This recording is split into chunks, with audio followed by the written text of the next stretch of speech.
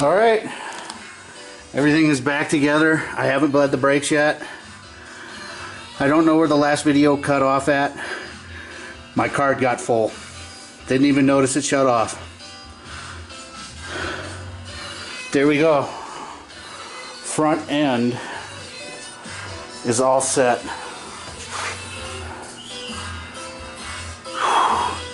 Well, I can't wait to get this thing back down on the ground. Oh, bleeding the brakes and the clutch is next. Get all that stuff set up and get that ready to go, and we'll drop this thing down. Oh, there's the wall.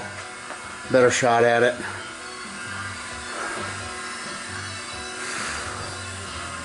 I'm gonna keep the top open. I need the storage space. If I didn't have anything to store up there, I'd be like, alright, let's close that off. But 74.5 is all set, and we'll see what we can do about that this winter. I really want to try to get a lot of the metal work done this winter. I'm going to get a better heater. I know that's a small heater, but I'm going to get a better heater, and hopefully I'll be able to do some metal work and stuff like that in the garage during this winter time. But alright, that's an update.